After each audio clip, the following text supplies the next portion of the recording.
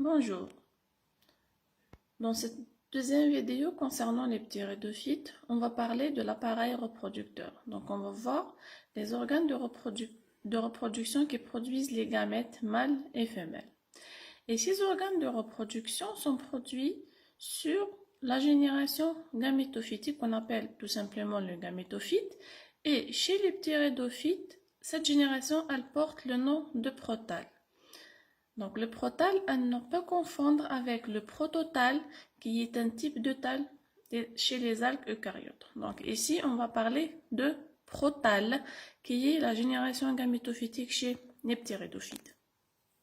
Et chez ce groupe de plantes, la génération gamétophytique, elle est très réduite. Contrairement aux bryophytes qu'on a vu précédemment, où le gamétophyte, c'était la génération la plus importante, et le sporophyte, c'est une génération qui est très courte, c'est une génération qui est réduite juste à une soie et un sporogone, une capsule qui produit les spores, et le gamétophyte, c'est la génération la plus importante et qui correspond à la plante feuillée.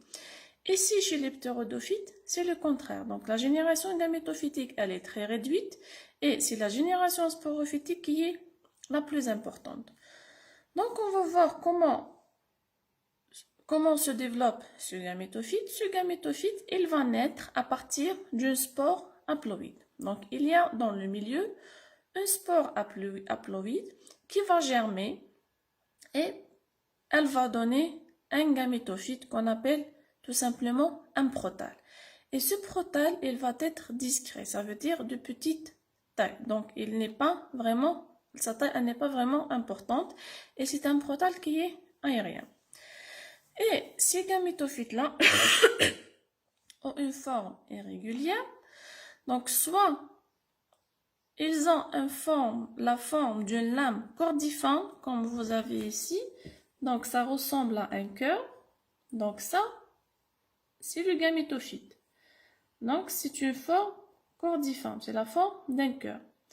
Ce type de gamétophyte, on va le rencontrer chez les fougères. Chez un autre groupe de ptéridophytes, qui sont les lycopodiales, on va trouver un autre type de gamétophyte qui a la forme de tubercule.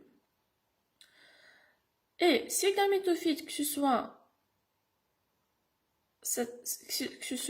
le gamétophyte qui a la forme cordiforme ou que ce soit le gamétophyte qui a la forme d'un tubercule, sont munis uniquement de rhizoïdes. Les rhizoïdes qui ont un rôle uniquement de fixation. Et ils sont dépourvus de tiges, de feuilles et des racines. Ça veut dire qu'on ne trouve jamais ces organes-là sur le gamétophyte et aussi on ne trouve jamais de tissu conducteur. Donc ce gamétophyte-là, il est avasculaire. Il ne porte jamais de tissu conducteur. Et sur ce gamétophyte-là, il va y avoir production des gamétanges qu'on a vu précédemment chez les bryophytes. Donc ce sont les organes qui vont produire les gamètes mâles et femelles. Et ces gamétanges vont naître à partir d'une cellule superficielle de ce gamétophyte et qui va se développer. Donc ici vous avez un schéma d'un gamétophyte chez les fougères qui a une forme cordiforme avec ses rhizoïdes, comme on a dit tout à l'heure, qui ont un rôle uniquement de fixation. Donc il y a absence de tiges, de feuilles et des racines. Et on va trouver les gamétanges. L'antérédie, c'est le gamétange mâle, et l'archégone, c'est le gamétange femelle. Donc les antérédies sont des petites sphères disposées à la périphérie du protale. Et ces antérédies-là possèdent une paroi pluricellulaire et à maturité vont libérer les gamètes mâles qui sont flagellés.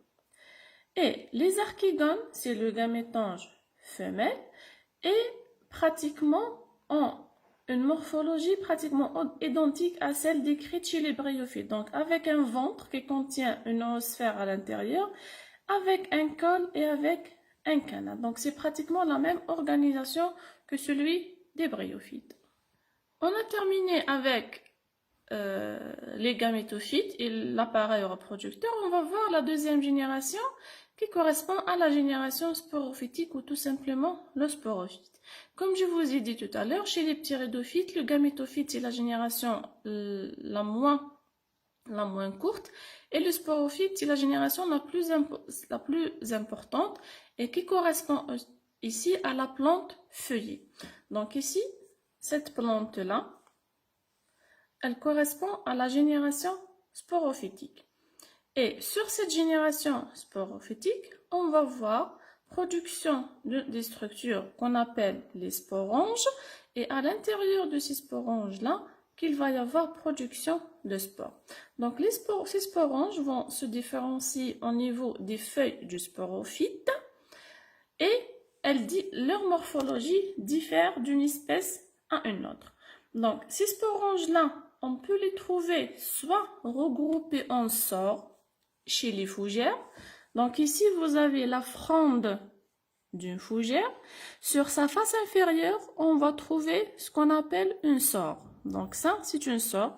Ça, c'est le grossissement d'une sore. Et la sore, c'est un ensemble de sporanges. Donc vous avez ici un schéma. Ça, c'est la fronde. Ça, c'est la face inférieure.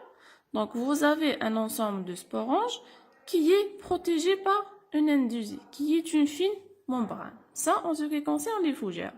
Chez les sélaginelles, qui est un autre groupe de ptéridophytes, donc les sporanges, on va les trouver à l'aisselle des feuilles. Donc ici, vous avez une tige, vous avez des feuilles, et à l'aisselle des feuilles, on va trouver les sporanges.